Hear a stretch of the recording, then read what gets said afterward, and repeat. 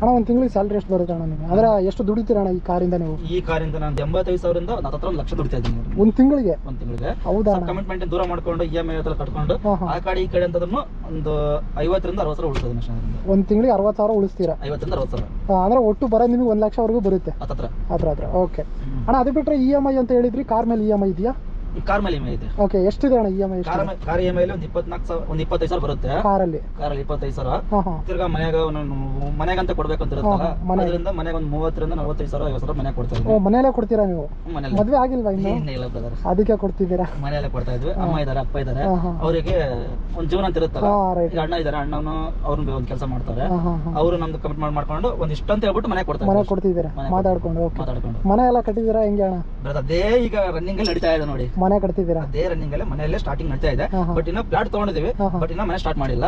ಒಂದು 2 ಮಂತ್ ಇಲ್ಲ 3 ಮಂತ್ ಒಳಗೆ ಮನೆ ಸ್ಟಾರ್ಟ್ ಮಾಡ್ಬೇಕು ಅಂತ ಡಿಸೈಡ್ ಹಾಕೊಂಡು ಕೂತ್ಕೊಂಡು. ಇವಾಗ ನಿಮ್ ಕಡೆ ಮನೆ ಕಟ್ಟಬೇಕಂದ್ರೆ ಎಷ್ಟು ದುಡ್ಡು ಹೋಗುತ್ತೆ ಅಣ್ಣ? ಇವಾಗ ಒಂದು 30-40 ಅಂದ್ರೆ ಒಂದು ಸೈಟ್ ನಮ್ಮ ಸಿಚುವೇಶನ್ ನಮ್ದು ಇದ್ರಲ್ಲಿ ನೋಡ್ಕೋಬೇಕಂದ್ರೆ ಅಮ್ಮಮ್ಮ ಅಂದ್ರೆ ಒಂದು ಸೀಟ್ ಮನೆ ಆದ್ರೂ ಪರವಾಗಿಲ್ಲ ಅಂದ್ಬಿಟ್ಟು ಒಂದು 5ರಿಂದ 6 ಲಕ್ಷ ಬೇಕು. ಇಲ್ಲಪ್ಪ 4 ಜನ ನೋಡ್ಬೇಕಂತ ಕಟ್ಕೊಂಡ್ರೆ ಸಾಲ ಆಗುತ್ತೆ. 4 ಜನ ನೋಡ್ತಾರೆ ಅಂತ ಕಟ್ಕೊಂಡ್ರೆ ಸಾಲ ಆಗುತ್ತೆ. ನಮ್ಗೊಂಚೂರು ಗೂಡಿದ್ರೆ ಸಾಕು, ಪರವಾಗಿಲ್ಲ, ಇಷ್ಟಲ್ಲಿ ಇರ್ಲ ನಮ್ಮ ಮನೆ ಅಂತ ಕಟ್ಕೊಂಡ್ರೆ ಅಮ್ಮಮ್ಮ ಒಂದು 5 ಲಕ್ಷ ಒಳಗಡೆ ಕಟ್ಬಹುದು ಅಂತ ನಮ್ದು. ಇನ್ನೊಂದು ಟರ್ನಿಂಗ್ ಪಾಯಿಂಟ್ ಮೈನಸ್ ಪಾಯಿಂಟ್ ಹೇಳ್ಬೇಕಂದ್ರೆ ನಾವು ಒಂದ್ ಸ್ವಲ್ಪ ಯಾಮಾರ್ ಬಿಟ್ಟಿದ್ವಿ ಅದರಲ್ಲಿ. ಹೌದಾ? ಹಂಗೆ ಆಗ್ಬಿಟ್ಟೈತೆ. ಯಾಕಣ್ಣ, ಏನಾಯ್ತು? ಏನಂದ್ರೆ ಒಂದು ಯಾವ್ದೋ ಒಂದು ಲವ್ ಸ್ಟೋರಿಯಲ್ಲಿ ಬಿದ್ಬಿಟ್ಟು. ಯಾರು ನೀವಾ? ಬಿದ್ಬಿಟ್ಟು ನಮ್ಮ ಅಂದ್ರೆ ಇರೋ ತರ ಚೆನ್ನಾಗಿದ್ರು, ಆಮೇಲೆ ಸಡನ್ ಅಂತ ಕೈ ಕೊಟ್ರು. ಕರೆಕ್ಟಾಗಿ 2 ವರ್ಷ ಆಯ್ತು. ಇವಾಗ 2ರಿಂದ 3 ವರ್ಷ ಹತ್ರ ಬಂತು. ಅವ್ರಿಗೆ ನಮ್ ಕಾಂಟ್ಯಾಕ್ಟ್ ಇಲ್ಲ, ಸೂತ್ರ ಇಲ್ಲ, ದಾರ ಇಲ್ಲ. ಹಂಗೆ ಅದರಿಂದಾನೆ ಇವ್ರ ಗಾಡಿ ತಗೊಂಡ್ಬಿಟ್ಟು ಅಮ್ಮ 2 ವರ್ಷದ 3 ತಿಂಗಳು 4 ತಿಂಗಳು ಆಯ್ತು ಈ ಗಾಡಿ ತಗೊಂಡ್ಬಿಟ್ಟು. ಹಳೆ ಗಾಡಿ ಸೇಲ್ ಮಾಡ್ಬಿಟ್ಟು ಈ ಗಾಡಿ ತಗೊಂಡ್ಬಿಟ್ಟು 2ರಿಂದ 3 ತಿಂಗಳು ಹತ್ರ ಬಂತು. ಇನ್ನೊಂದು ವರ್ಷ ಗಾಡಿ ಕಂತ EMI ಕ್ಲಿಯರ್ ಆಗ್ಬಿಡುತ್ತೆ. ಗಾಡಿ ತಗೊಂಡು ಹೊಸ ತಗೊಂಡಿದ್ರೆ ಹೆಂಗೆ? ಹೊಸ ಗಾಡಿ, ಹೊಸ ಗಾಡಿ. ಎಷ್ಟು ಬಿತ್ತಣ್ಣ ಈ ಗಾಡಿ ಟೋಟಲ್? ಇವಾಗ 13 ಲಕ್ಷ ಚೂರು ಐತೆ ಇದು ಇವಾಗ. ನಾನು ತಗೊಂಡಿದ್ಮೇಲೆ 11,70,000 ರೂಪಾಯಿ ಹನ್ನೆರಡು ಪ್ರೈಸ್ ಇತ್ತು. ಓಕೆ, ನೀವೆಷ್ಟು ಡೌನ್ ಪೇಮೆಂಟ್ ಮಾಡಿದ್ರೆ ಎಷ್ಟು EMI ಹಾಕ್ಸಿದ್ರಿ? ನಾನು 5 ಲಕ್ಷ ರೂಪಾಯಿ ಡೌನ್ ಪೇಮೆಂಟ್ ಮಾಡಿದ್ದೀನಿ. ಇನ್ನು ಮಿಕ್ಕಿದ 6 ಲಕ್ಷ 570 ಡೌನ್ ಪೇಮೆಂಟ್ ಮಾಡಿದ್ದೀನಿ. ಇನ್ನು ಉಳಿದಿದ್ದು EMI ಅಂದ್ರೆ ಒಂದು ತಿಂಗಳಿಗೆ ನಿಮಗೆ EMI ಎಷ್ಟು ಬರುತ್ತೆ? 24,000 ಚಿಲ್ಲರೆ ಬರುತ್ತೆ. 25,000 ರೂಪಾಯಿ ರೌಂಡ್ ಫಿಗರ್ ಆ ಕಡೆ ಕಟ್ತೀರಲ್ಲ ಅಣ್ಣ? ಅದು ಏನು ಪ್ರಾಬ್ಲಮ್ ಅಂತ ಮಾತ್ರ ಕ್ಲಿಯರ್ ಮಾಡ್ತೀವಿ. ನಾವು ಮಾತ್ರ ಎಷ್ಟು ಸಾಲ ಇರಲಿ ಸೋಲ ಇರಲಿ ಮತ್ತೆಲ್ಲೇನೇ ಕಿಸ್ಕೊಳ್ಳಲ್ಲ. ನಾವು ಹಳ್ಳಿ ಜನರು ಒಂದು ನಂಬಿಕೆ ಮೇಲೆ ಅಮೌಂಟ್ ತಗೊಂಡಿರ್ತೀವಿ ಅಂದ್ಮೇಲೆ ಅಮೌಂಟ್ ಅದು ಕ್ಲಿಯರ್ ಮಾಡೋ ಗಂಟ ನಮ್ಗೆ ಸಮಾಧಾನ ಇರಲ್ಲ. ಮಾಡ್ಲೇಬೇಕು ಅನ್ಸುತ್ತೆ ನಮ್ಗೆ. ಅಂತ ಜೀವನ ನಮ್ದು. ಹೌದಾ? ಈ ತರ ಮೋಸ ಅನ್ನೋದು ನಮ್ದು ಲೈಫಾಗೆ ಬರ್ದಿಲ್ಲ ಅನ್ಸುತ್ತೆ ನಮಗೆ. ತುಂಬಾ ಆಗ್ಬಿಟ್ಟ ಅದ್ರಲ್ಲಿ. ಹೌದು, ಸರ್ಕಲ್ ಅಂತ ಅಂದ್ರೆ ನಮಗೆ ಮೋಸ ಆಗಿದ್ದಿರ್ಲಿ, ನಾವು ಬೇರೆಯವ್ರಿಗೆ ಮೋಸ ಮಾಡೋದು ಇಷ್ಟೆಲ್ಲ ಮಾಡಲಿಲ್ಲ. ನಾನು ನಿಜ ಹೇಳ್ಬೇಕಂದ್ರೆ ನನ್ನ ತಾಯಿ ತಂದೆ ಹೆಜ್ಜೆ ದಾಟ್ಬೇಡ ಅಂತ ದಾಟಿ ಅವತ್ತೇ ಹೆಜ್ಜೆ ಸ್ಟಾಪ್ ಮಾಡಿದೆ. ನಾನು ಇದರ ಹೆಜ್ಜೆ ದಾಟಿಲ್ಲ ತಾಯಿ ತಂದೆ ಹೇಳಿದ್ಮೇಲೆ. ಅದಕ್ಕೆ ನೈಸ್ ಹೇಳ್ಬೇಕಂದ್ರೆ ಅದು ಬಿಟ್ರೆ ಅಣ್ಣ ಇನ್ನೊಂದು ಕ್ವಶನ್ ಏನಪ್ಪಾ ಅಂದ್ರೆ, ನಿಮ್ ಲೈಫಾಗೆ ನೀವು ಅತಿ ಹೆಚ್ಚು ದುಡ್ಡು ಯಾವಾಗ ನೋಡಿದೀರಾ, ಎಷ್ಟು ನೋಡಿದೀರಾ ಅಣ್ಣ? ರೀಸೆಂಟ್ ಆಗಿ ಹೇಳ್ಬೇಕು, ರೀಸೆಂಟ್ ಆಗಿ ಅಂತಲ್ಲ, ಅಮ್ಮಮ್ಮ ಒಂದು 2 ಇಯರ್ ಬ್ಯಾಕ್ ಅಲ್ಲಿ ನನ್ನ ಕಡೆ ದುಡ್ಡು ಕಂಡಿದ್ದಂದ್ರೆ 2,30,000 ರೂಪಾಯಿ. ಈ ತಗೊಂಡ್ ಮೇಲೆ ಮಂತ್ ಅಲ್ಲಿ ಬರುತ್ತಾ ಇರುತ್ತೆ. ಇದು ಆತರ ನಂಗೆ ಬೇಕಾಗಿಲ್ಲ. ಅದು ಮಂತ್ ಬರುತ್ತೆ, ಮಂತ್ ಹೋಗುತ್ತೆ, ಕ್ಲಿಯರ್ ಮಾಡ್ಕೊಂಡ್ಬಿಡುತ್ತೆ. ಅವ್ರಿಗೆ ಕೊಡ್ಬೇಕು, ಇವ್ರಿಗೆ ಕೊಡ್ಬೇಕು ಅಂದ್ಬಿಟ್ಟು ಅದು ಗೊತ್ತಾಗಲ್ಲ ಮತ್ತೆ ಹೆಂಗಂತ.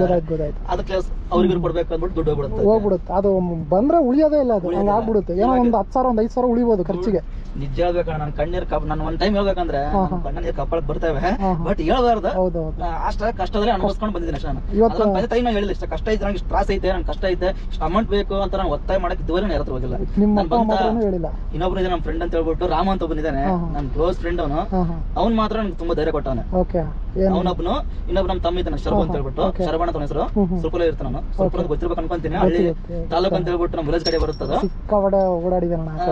ರಾಜಗೌಡ್ರು ಅದು ಅವ್ರ ಕಡೆ ಇರೋ ನಮ್ಮ ತಮ್ಮ ಅಲ್ಲೇ ಕೆಲಸ ಮಾಡಿದವನು. ಅವನು ನಮ್ಮ ತಮ್ಮನ್ ಬಿಟ್ರೆ ನಿಜವಾಗ್ಲೂ ನನ್ನ ಫ್ರೆಂಡ್ ಸರ್ಕಲ್ ಅಲ್ಲಿ ಯಾರು ನಮಗೆ ಹೆಲ್ಪ್ ಮಾಡಿಲ್ಲ. ಅಣ್ಣ ನಿಜ ಯಾರು ಬರಲ್ಲ ಅಣ್ಣ ನಿಮಗೆ. ನಿಜ ಯಾರು ಬಂದಿಲ್ಲ. ನಮ್ಮ ಫ್ರೆಂಡ್ ಅವ್ರಿಬ್ರು ಹೇಳ್ತಾ ಇದ್ದಾರೆ, ನಮ್ಮ ತಮ್ಮ ಇಷ್ಟು ಕಮಿಟ್ಮೆಂಟ್ ಇತ್ತು, ನಾನು ಬಂದ್ಬಿಟ್ಟು ತಮ್ಮ ಈ ತರ ಇದೆ ಅಂತಂದ್ರೆ ಅವ್ನು ಬಂದವನೇ. ತಿರ್ಗಾ ಅಮೌಂಟ್ ಕಟ್ಬೇಕಂದ್ರೆ ಆ ಟೈಮ್ ಎಷ್ಟು ಅಡ್ಜಸ್ಟ್ ಮಾಡ್ಬಿಟ್ಟು ಕಟ್ಕೊಂಡಿದ್ವಿ. ತಿರ್ಗಾ ಇನ್ನೊಬ್ಬನು ನಮ್ಮ ಫ್ರೆಂಡ್ ಹತ್ರ ಅವ್ನು ಇಷ್ಟು ಕಟ್ಬೇಕಂತಂದ್ರೆ ಈ ಗಾಡಿ ತಗೋಬೇಕು ನಿಂತ್ಕೊಂಡಾಗ 2 ಲಕ್ಷ ರೂಪಾಯಿ ನಿಂತ್ಕೊಂಡಿದ್ದಾನೆ. ನಿಜ ಹೇಳ್ಬೇಕು, 3 ಲಕ್ಷ ಬಿಟ್ಟರೆ ನನ್ನ 100 ರೂಪಾಯಿ ಇಲ್ಲ. ಎಲ್ಲ ಅರೇಂಜ್ ಮಾಡಿ ಕೊಟ್ಟರು. ಅವನೇ ನಿಂತ್ಕೊಂಡು ಈ ತರ ಬಂದ್ಬಿಟ್ಟು ನಾನು ಕೊಡ್ತೀನಿ ಬಾ ಅಂತ ಹೇಳ್ಬಿಟ್ಟು ಕಸ್ಕೊಂಡು ಕ್ಯಾಶ್ ಎಲ್ಲ ಯಾರು ಫ್ರೆಂಡ್ ಫೋನ್ ಮಾಡ್ಕೊಂಡು ಕಟ್ಟಿ ಕೊಡ್ಸಿರೋ ಅಮೌಂಟ್ ಒಂದು ಗಾಡಿಗೆ. ಅಣ್ಣ ಅದು ಬಿಟ್ರೆ ಯಾವತ್ತಾದ್ರೂ ಬೆಟ್ಟಿಂಗು ಇದರ IPL ಏನಾದ್ರು ಆಡಿದ್ದೀರಾ?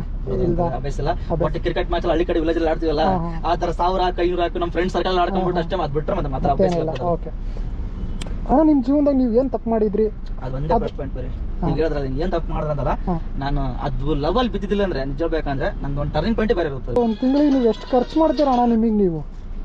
ಸ್ವಂತ ವಿಷಯಕ್ಕಂತ ನಾನು ನಿಜ ಹೇಳ್ಬೇಕಂದ್ರೆ ಬ್ರದರ್, ನಾನು ಡೈಲಿ ನನಗೆ 2 ಗಾಡಿ, ನನ್ಗೆ ಫುಲ್ ಟ್ಯಾಂಕ್ ಬೇಕು, 1500 ರೂಪಾಯಿ ಡೀಸೆಲ್ ಗಾಡಿ CNG ಹೋಗುತ್ತೆ ನನಗೆ. ಅಂದ್ರೆ ಒಂದು ದಿನಕ್ಕೆ ಬರೀ 1500 CNG ಪೆಟ್ರೋಲ್ ಹೋಗುತ್ತೆ. ಹಂಗಲ್ಲ ಅದು, ಇವಾಗ ನೈಟ್ ಇವಾಗ ಫುಲ್ ಟ್ಯಾಂಕ್ ಮಾಡ್ಕೊಂಡು ಹೋಗ್ತೀನಿ ಗಾಡಿ ನಾನು. ಅಂದ್ರೆ 1000 ಇದು ಅಮ್ಮಮ್ಮ ಅಂದ್ರೆ 600 700 ರೂಪಾಯಿ ಫುಲ್ ಟ್ಯಾಂಕ್ ಆಗುತ್ತೆ CNG ಇದು. Okay okay.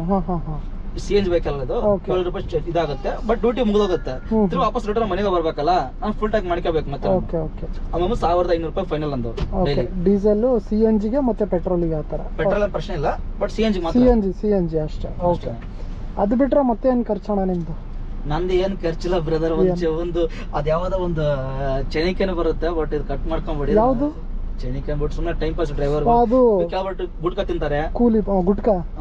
ಇವಾಗ ಇನ್ನೊಂದು ಕ್ವಶನ್ ಇದೆ, ಗುಟ್ಕಾ ಅಂದ್ರಲ್ಲ, ಇವಾಗ ಗುಟ್ಕಾ ಎಲ್ಲ ಬ್ಯಾನ್ ಮಾಡ್ತಿದ್ದಾರೆ ಗೌರ್ಮೆಂಟ್ ಅವರು. ಅದ್ರ ಬಗ್ಗೆ ರಿಲೀಸ್ ಆಯ್ತಲ್ಲ ನಿನ್ನೆಲ್ಲ ಮನೆ ರಿಲೀಸ್ ಆಯ್ತಲ್ಲ, ಇವರು DK ಅವರು ಮತ್ತೆ ಗೌರ್ಮೆಂಟ್ ಲಾಸ್ ಆಗುತ್ತೆ ಅಂತ ಹೇಳ್ಬಿಟ್ಟು ತಿರ್ಗಾ ವಾಪಸ್ ಮಾಡ್ಕೊಂಡ್ರಲ್ಲ ಅದನ್ನ. ಹೌದಾ? ಮತ್ತೆ ಗುಟ್ಕಾ ಆನ್ ಮಾಡಿದಾರ? ಮಾಡೋದು ರೀಸೆಂಟ್ ಒಂದು ನ್ಯೂಸ್ ಓಡಾಡ್ತಿತ್ತು, ಗುಟ್ಕಾ ಬ್ಯಾನ್ ಮಾಡ್ತೀವಿ. 2 ಡೇಸ್ ಇಂದ ಬ್ಯಾಕ್ ಎಲ್ಲ ಓಡಾಡ್ತೈತಾ, ತಿರ್ಗಾ ಮತ್ತೆ ರಿಟರ್ನ್ ಮಾಡ್ಕೊಂಡ್ರು. ಹೌದಾ? ನೈಸ್. ಅಂದ್ರೆ ಇನ್ನೊಂದು ಅಂದ್ರೆ ಅದರಲ್ಲಿ ಬಟ್ ಜಾಸ್ತಿ ಹೆವಿ ತಿನ್ನೋರು ಅದ್ರ ನಶೆ ಬರ್ತದೆ ಅಂತ ಹೇಳ್ಬಿಟ್ಟು ಅದು ಗುಟ್ಕಾ ಬ್ಯಾನ್ ಮಾಡ್ಕೊಂಡಿದ್ರು. ಬಟ್ ಇವಾಗ ಕೆಲವು ಜನ ಗುಟ್ಕಾ ತಿನ್ನೋರು ಬೇರೆನೆ, ಗುಟ್ಕಾ ತಿನ್ನೋರು ಬೇರೆನೆ. ಬಟ್ ಅದ್ರಲ್ಲಿ ನಶೆ ಆಗೋದು ಬೇರೆನೆ, ನಶೆ ಆಗ್ಲಾರ್ದು ಬೇರೆನೆ. ಗುಟ್ಕಾದಲ್ಲಿ ಕುಲ್ದೀಪ್ ಅಲ್ಲಿ ನಿಶೆ ಆಗಲ್ಲ, ಕುಲ್ದೀಪ್ ಅಲ್ಲಿ ನಶೆ ಹೆಂಗಾಗುತ್ತೆ ಅವ್ರು ಆಗಲ್ಲ. ಸುಮಾರು ಟೈಮ್ ಪಾಸ್ ಇಟ್ಕೊಂತಾರೆ, ಅದರಿಂದ ಯಾವ್ದು ಎಫೆಕ್ಟ್ ಅಂತ ಹೇಳ್ಬಿಟ್ಟು ಅದ್ರ ಮೇಲೆ ಹಾಕಿರ್ತಾರೆ. ಓಕೆ ಓಕೆ ಓಕೆ ಅಣ್ಣ. ಅಂದ್ರೆ ಗುಟ್ಕಾ ಇವಾಗ ಮತ್ತೆ ರೀಓಪನ್ ಮಾಡಿದ್ದಾರೆ. ರೀಓಪನ್ ಆಗುತ್ತೆ. ಸರಿ. ಅಂದ್ರೆ ನಮ್ಗೆ ಸಿಗರೇಟ್ ಇಲ್ಲ, ಸಿಗರೇಟ್ ಇಲ್ಲ, ಯಾವ್ದು ಗುಟ್ಕಾ ಹ್ಯಾಬಿಟ್ ಇಲ್ಲ. ಇಲ್ವಾ? ಗುಟ್ಕಾ ತಿನ್ನಲ್ವಾ ನೀವು? ಅಲ್ಲಿ ಕ್ಲೀನ್ ಇದೆ ನಿಮ್ದು. ಚೆನಿಗೆ ಬಿಟ್ರೆ ಮತ್ತೆ ಯಾವ್ದೇ ತಿನ್ನಲ್ಲ. ಅದು ಯಾವಾಗ ಒಂದ್ ಟೈಮ್ ಅಲ್ಲಿ ಸ್ವಲ್ಪ ನಿದ್ದೆ ಬರ್ತದೆ ಡ್ರೈವಿಂಗ್ ಅಲ್ಲಿ ಬಿಟ್ಟು ಸುಮ್ಮನೆ ಹಾಕೊಂತ ಇರ್ತೀವಿ ಅಷ್ಟೇ, ಬಿಟ್ರೆ ಮತ್ತೆ ಏನಿಲ್ಲ. ಅಣ್ಣ ಈ ಕೆಲ್ಸದಾಗ ಏನ್ ಕಷ್ಟ ಅನ್ಸುತ್ತೆ ನಿಮಗೆ ಡೈಲಿ ಬೆಂಗಳೂರಾಗೆ? ಬಟ್ ಮನೆ ಫ್ಯಾಮಿಲಿ ವಿಷಯ ನೋಡ್ಕೊಂಡ್ರೆ ಮಾಡ್ಲೇಬೇಕು.